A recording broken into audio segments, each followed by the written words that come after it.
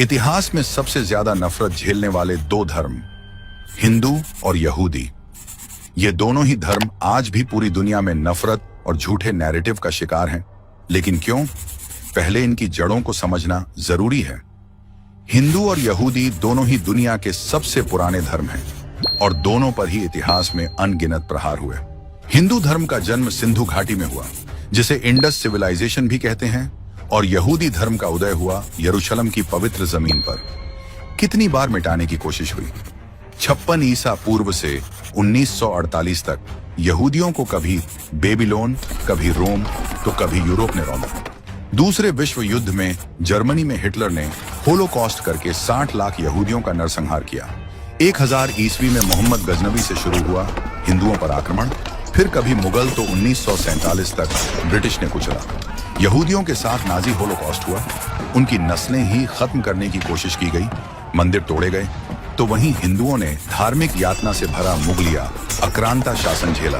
अपनी संस्कृति, अपने ऐतिहासिक मंदिर उजड़ते हुए देखे। दोनों को एक ही साल के अंतर में आजादी मिली और उन्होंने कॉमन विचारधारा के साथ अपने अपने राष्ट्र का निर्माण किया। दोनों ही देश दुश्मनों से घिरे हुए हैं, यहूदियों का इजराइल अरब देशों से, तो वहीं भारत के अगल बगल वाले देश संवैधानिक रूप से इस्लामिक राष्ट्र हैं।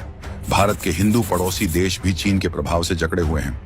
इतनी प्रताड़ना झेलने के बाद भी इन दोनों धर्मों को एंटी माइनॉरिटी, एंटी सेक्युलर बताया जाता है, जबकि सच ये है कि दोनों ने कभी दूसरों पर अपना धर्म नहीं थोपा।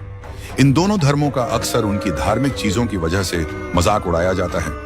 हिंदुओं का कभी तिलक धोती या गौ माता की पूजा को लेकर, तो वहीं यहूदी को भी उनकी धार्मिक प्रैक्टिस, कोशर या धार्मिक मान्यता पर भद्दे मजाक किए जाते हैं। इन पर धर्मांतरण की कोशिश प्राचीन काल से हो रही है। आज इन दोनों धर्मों के खिलाफ दुनिया में भारी नफरत फैल रही है। उसकी वजह यह है कि ये दोनों धर्म आक्रांताओं के सामने झुके नहीं, क्रूरता से डरकर अपने धर्म बदले नहीं। ये प्रताड़ना, प्रहार सहकर भी अडिग रहे हैं। एक तरफ भारत ने गजनवी से लेकर औरंगजेबी मुगलिया शासन देखा, दूसरी ओर यहूदी होलोकॉस्ट जैसे मानव इतिहास की सबसे क्रूर सजा। ये सब सहकर यहूदी और हिंदू खत्म नहीं हुए, और कुछ लोगों को यही बात चुभती है कि इनकी मान्यता, इनका धर्म अब भी क्यों बरकरार है, और इसी के कारण यहूदी और हिंदुओं के प्रति नफरत और बढ़ी है। आज भी हिंदू और यहूदी को पकड़कर मारा जाता है। कभी अमेरिका में इजराइल एम्बेसी पर अटैक, तो वहीं पाकिस्तान और बांग्लादेश में हिंदुओं पर क्रूरता और धर्मांतरण का दबाव। बावजूद इन्हें ही हिंसक बताया जाता है। पश्चिमी देशों की बड़ी बड़ी यूनिवर्सिटी भी हिंदू यहूदियों को गलत साबित करने का कोई मौका नहीं छोड़ते। हार्वर्ड जैसी यूनिवर्सिटी फिलिस्तीन के पाले हुए आतंकी संगठनों को फ्रीडम फाइटर्स का दर्जा देने की कोशिश करती रहती है, तो इधर भारत में जामिया और जेएनयू जैसी यूनिवर्सिटी में कश्मीरी पंडितों के नरसंहार को प्रोपेगेंडा बताते हैं। इन लोगों को यह विश्वास ही नहीं होता कि कश्मीर पंडित अपने ही घर में प्रताड़ित थे। भारत में जिस खास समुदाय को अल्पसंख्यक कहा जाता है, दरअसल वो दूसरी सबसे बड़ी आबादी है। उनके त्योहारों में चाहे कितने ही खून क्यों ना बहे, लेकिन बैन होते हैं हिंदुओं के त्योहार। नफरत की एक सबसे बड़ी वजह है कि अब हिंदू और यहूदी चुप नहीं हैं।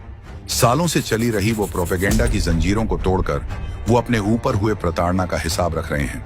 वक्फ बोर्ड जैसी हिंदू विरोधी कानूनों का वो विरोध कर रहे हैं, तो यहूदी भी पक्षपाती संयुक्त राष्ट्र जो साजिश रचकर उनकी मातृभूमि को नकारने की कोशिश कर रहे हैं, वो उसके खिलाफ लड़ रहे हैं। और हिंदू यहूदियों के प्रति नफरत की यही बड़ी वजह है कि हजारों सालों बाद इन लोगों ने अपने धर्म को संजोए रखा हुआ है, कभी सरेंडर नहीं किया। अपना धर्म, अपने संस्कार, अपनी जमीन नहीं छोड़ी। इन्हीं दो आवाजों को आज भी कुचलने की कोशिश हो रही है। लेकिन अब न हिंदू झुकेगा, न यहूदी रुकेगा।